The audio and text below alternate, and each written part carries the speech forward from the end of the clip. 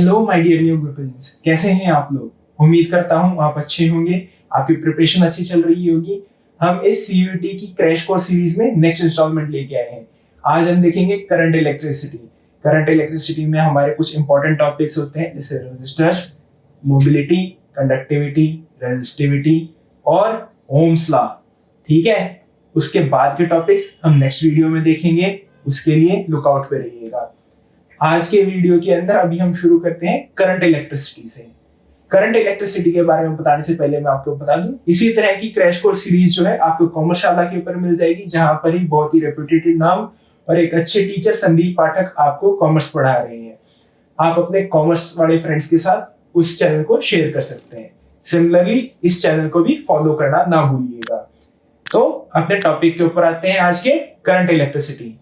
जब वो charges flow करना शुरू कर देते हैं तब मेरा आता है करंट इलेक्ट्रिसिटी। तो करंट इलेक्ट्रिसिटी के अंदर क्या हो सकता है? करंट इलेक्ट्रिसिटी के अंदर मेरे जो चार्ज कैरियर्स होते हैं उनका जो फ्लो आता है उसके हिसाब से मैं अपना करंट निकालता हूं। ठीक है ना, उनसे जो है मेरा करंट प्रोड्यूस होता है, उनके फ्लो को, चार्जेस के फ्लो को ही मैं करंट कहता हूं। अब ये जानिए कि करंट इलेक्ट्रिसिटी के अंदर आप, वैसे मुझे पता है आप कंटिन्यूअसली उसको देखते भी हैं, आप जानते भी हैं करंट इलेक्ट्रिसिटी के बारे में। आपके आसपास के चारों तरफ जो है, आपके घर में, आपके स्कूल में, आपके आसपास के बाकी के एनवायरनमेंट में जो है करंट कंटिन्यूअसली प्रेजेंट होता है ना। कंटिन्यूअसली आपको सॉकेट्स के अंदर वो करंट इलेक्ट्रिसिटी दिखाई देती है।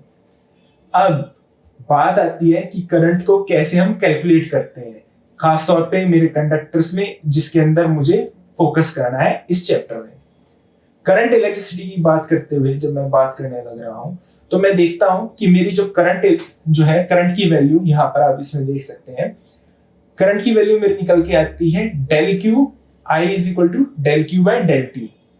ठीक है, इस तरह, इस जैसे इसमें दिखाई दे रहा है इमेज में, इस तरह से जो मेरे चार्ज कैरियर्स फ्लो करने लग रहे होते हैं, तो अमाउंट ऑफ चार्ज कैरियर्स जितने मेरे फ्लो कर रहे हैं एक गिवन अमाउंट ऑफ टाइम में, उससे मैं मेरा करंट निकालता हूं। So this is my current. Next मेरी बात निकल के आती है कि करंट हो गया। करंट के बाद बात आती है कि ये करंट मेरा जनरेट कैसे होता है। कंडक्टर्स में एक चार्ज जो कैरियर्स होते हैं वो इंड्यूस कैसे होते हैं, वो मूव कैसे करना शुरू करते हैं। अब अगर आपको याद हो, हमें पहले से ही पता है कि मेरे कंडक्टर्स जो है वो, उनकी रेजिस्टिविटी बहुत लो होती है। मैं पिछले अपने वीडियोस में आपको एक्सप्लेन भी करके बताया है। अगर आप देखना चाहें तो जरूर देखिएगा मेरे पिछले वीडियोस को। आप अब ये जानते हैं कि मेरे कंडक्टर्स में जो होते हैं वो मोस्टली जो इलेक्ट्रॉन्स होते हैं वो वैलेंस बैंड में नहीं होते, वो कंडक्शन बैंड में होते हैं। इस कारण से वो इजीली अवेलेबल होते हैं कंडक्शन के लिए। पर जब मेरे कंडक्टर के ऊपर कोई फील्ड नहीं एक्ट कर रही तो उनका जो मोशन होता है वो रैंडम होता है, वो किसी एक यूनिट डायरेक्शन में नहीं होता। इस कारण से मेरा नेट करंट जो होता है वो जीरो होता है। पर जैसे ही मैं कोई इलेक्ट्रिक फील्ड लगाता हूं वैसे ही मेरा करंट फ्लो करना शुरू कर देता है। मेरे चार्जेस जो होते हैं वो एक पर्टिकुलर डायरेक्शन पकड़ लेते हैं, इस कारण से मेरा करंट फ्लो होना शुरू हो जाता है। सो मैं ये देखता हूं कि मेरे जो चार्ज कैरियर्स है ये एक पर्टिकुलर फ्लो फॉलो करने लग रहे हैं, इलेक्ट्रिक फील्ड लाइंस को फॉलो करते हुए। ठीक है, सो इस तरह से मेरा करंट प्रोड्यूस हुआ। अब इसके अंदर बात आती है ड्रिफ्ट वेलोसिटी की। ड्रिफ्ट वेलोसिटी मैंने आपको सेमीकंडक्टर्स में बताया था, यहां पर मैं आपको फिर से बताने लग रहा हूं। सेम चीज है ड्रिफ्ट वेलोसिटी। ड्रिफ्ट आप समझ सकते हैं कि जब वो किसी फ्लो में, किसी, आप समझ सकते हैं जब वो चार्ज कैरियर्स जो होते हैं किसी चीज से इंड्यूस होकर दूसरी तरफ जाने लग रहे हैं, तो मैं उनको कहता हूं ड्रिफ्ट करने लग रहे हैं। ठीक है, अंडर फोर्स जब वो किसी डायरेक्शन में जाने लग रहे होते हैं तो मैं उसे कहता हूं कि वो ड्रिफ्ट करने लग रहे हैं। सो दैट्स माय ड्रिफ्ट करंट। अब आप कहेंगे सर कि ड्रिफ्ट करंट, ठीक है, इसमें क्या नया निकल के आया? नया ये निकल के आया कि पहले जो रैंडम मोशन था वो अब यूनिडायरेक्शनल मोशन हो गया है। पहले मेरे क्या था कि मेरे जो इलेक्ट्रॉन्स थे वो रैंडमली एक दूसरे के साथ कोलाइड करने लग रहे थे, उनकी डायरेक्शन कंटिन्यूअसली चेंज होने लग रही थी। इस कारण से मेरा नेट करंट जो है वो बहुत लो निकल के आ रहा था। अब क्या है, अभी भी मेरी कोलिजन अकर होती है। जब जब चार्ज कैरियर्स मूव करना शुरू कर रहे होते हैं तो मेरी जो है वो कोलिशंस अभी भी अकर होती हैं, पर उनका जो टाइम पीरियड है वो इंक्रीज कर जाता है। और इसी कारण से जो मेरी करंट की जो इक्वेशंस निकल के आती हैं वो आप देखेंगे कि वो टाइम डिपेंडेंट निकल के आती हैं। टाइम डिपेंडेंस को एक तरफ रखते हुए अगर मैं सिर्फ करंट की बात करूं तो मेरी करंट की वैल्यू निकल के आती है Q is equal to EANVD।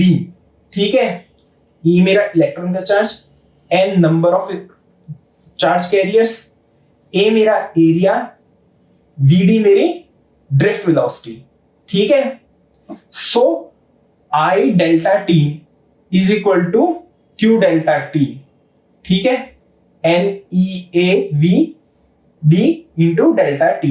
यहां पर दोनों साइड टाइम डिपेंडेंट है, तो दोनों साइड ही टाइम डिपेंडेंस को मैं अगर रिमूव कर दूंगा तो ये मेरी ये करंट की इक्वेशन निकल के आने लग रही है। ठीक है, तो आपने देखा कि किस तरह से मेरे कोलिजन्स की अमाउंट से जो है मेरे करंट की वैल्यू पता चलती है। अब इस करंट से जो मेरी वैल्यू निकल के आई उससे मैं मेरी रेजिस्टिविटी और मोबिलिटी, ठीक है, मोबिलिटी बहुत इंपॉर्टेंट चीज है कि कितना मेरा जो है इजीली मूव करने लग रहे हैं, है ना। जो चार्ज कैरियर्स जो मेरे हैं वो कितनी इजीली मूव कर पा रहे हैं विदाउट एक कोलिजन से दूसरे कोलिजन के बीच में। जितना ज्यादा टाइम होगा, जितना ज्यादा लेंथ होगी, वो मेरी मोबिलिटी को इंक्रीज करने लग रही है। ठीक है, so that tells me about my mobility and resistivity. Mobility का अपोजिट रेजिस्टिविटी होता है। रेजिस्टिविटी हम तब कहते हैं जब मेरे चार्ज कैरियर्स के फ्लो को ऑब्स्ट्रक्शन होती है, तो मैं उसे कहता हूं वो मेरी रेजिस्टिविटी है। रेजिस्टिविटी और मोबिलिटी की वैल्यूज जो है आप देख सकते हैं। पहले मैं मोबिलिटी के ऊपर फोकस करता हूं। मोबिलिटी की वैल्यू मेरी निकल के आती है sigma is equal to EE by M minus EE by M। ठीक है, so that's my value of mobility. अब इसको जो है अगर मैं करंट की टर्म्स में या जो मेरे चार्ज कैरियर्स है उसकी टर्म्स में मैं कन्वर्ट करूंगा, तब मेरी ये वैल्यू हो जाती है NE square tau divided by M।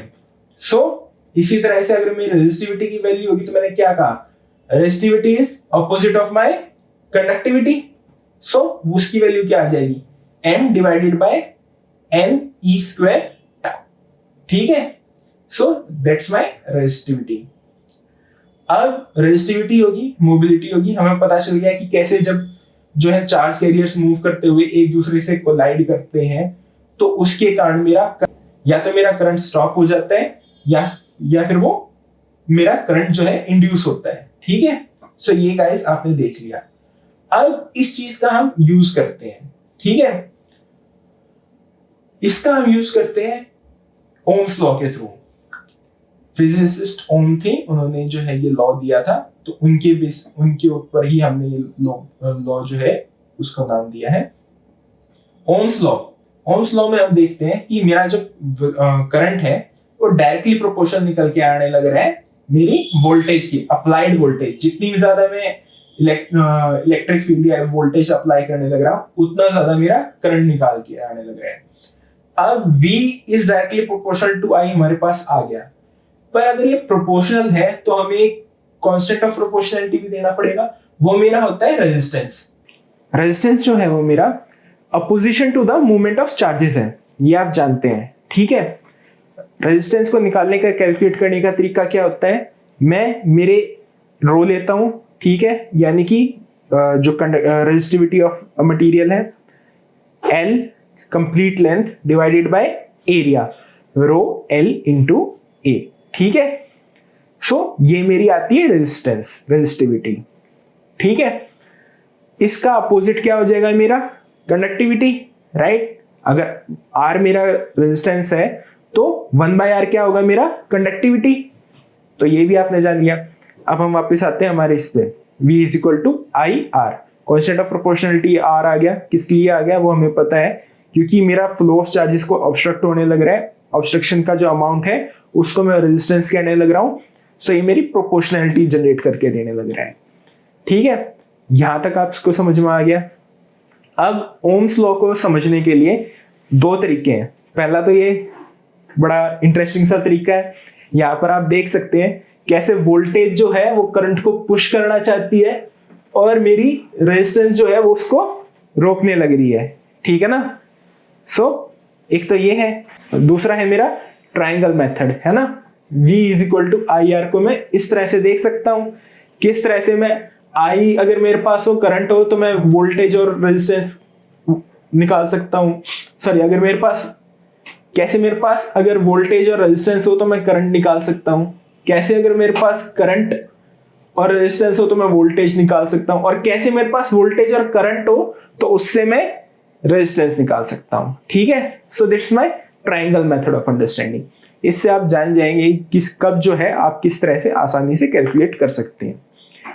अब यहां से जो मेरे मेथड्स और जो मेरी मेथडोलॉजीज जनरेट हुई उसको मैं देखता हूं कि उसकी कुछ लिमिटेशंस है। ओम्स लॉ इज नॉट हमारा गुरु ओम के द्वारा दिया हुआ ये जो लॉ है, the law given by the guru Ohm is not universal. It's not, ये ऐसा नहीं है कि इसकी कोई लिमिटेशंस नहीं, इसकी लिमिटेशंस निकल के आती हैं तब जबकि मेरी जो V और I की प्रोपोर्शनैलिटी है वो लीनियर नहीं रहती। सबसे पहले मेरी ये वो निकल के आती है, आप यहाँ पर देख सकते हैं, और इससे जुड़ी हुई जो इमेज है वो पहली ये है, ठीक है।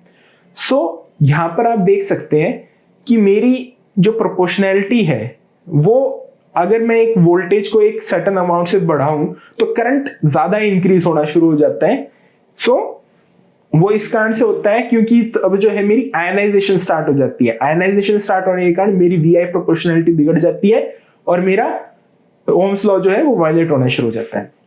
सेकंड मेरा निकल के आता है कि V और I इस तरह का स्ट्रेट लाइन ग्राफ फॉलो नहीं करते, बल्कि उसकी जो प्रोपोर्शनैलिटी है वो वेरी करती रहती है। या तो कुछ अमाउंट तक कम रह के एकदम से ज्यादा इंक्रीज होगी, या कुछ अमाउंट तक ज्यादा रह के फिर एकदम से कम हो जाएगी, ठीक है। अगर मैं उसको फॉरवर्ड लेके जाऊंगा या रिवर्स में लेके आऊंगा तो मेरी जो प्रोपोर्शनैलिटी है वो सेम नहीं आने लग रही है। वो मेरा होता है सेमीकंडक्टर्स के अंदर, या आप सेकंड वो देखने लग रहे हैं, इसके अंदर जो सेकंड इमेज है आप उसमें वो चीज देख सकते हैं।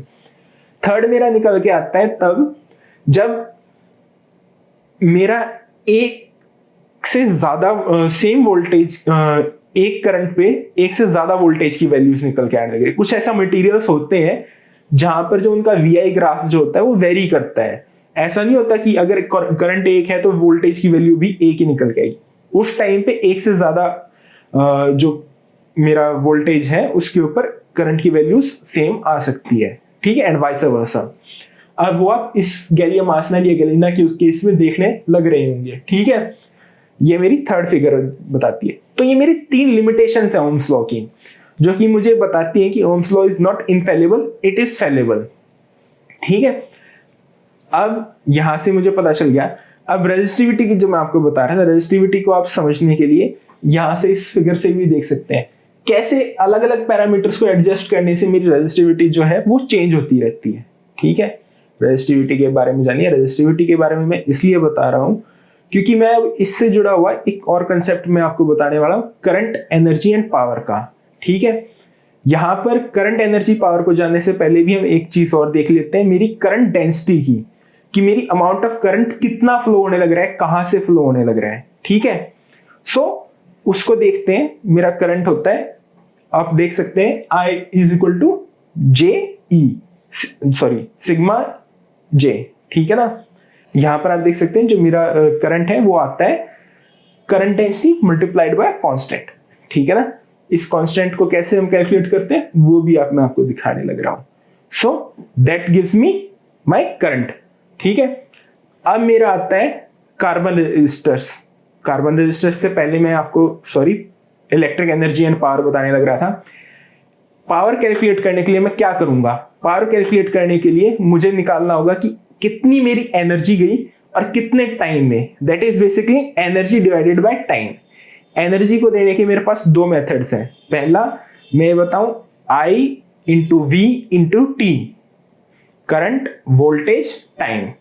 दूसरा है मेरा QV by T, Q into V, charge applied throughout the potential.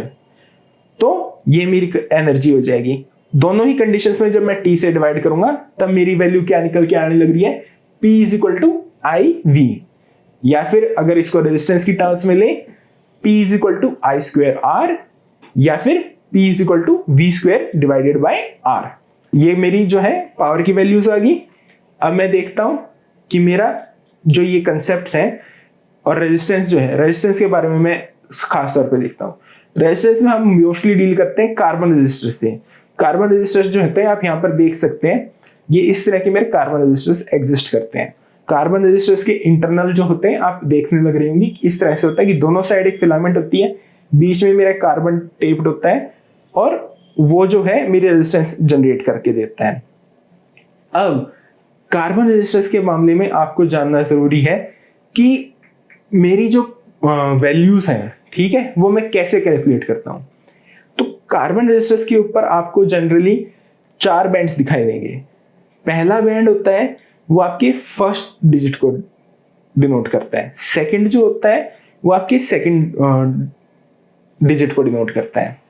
Third जो होता है वो आपका डिनोट करता है डेसिमल पॉइंट को, ठीक है।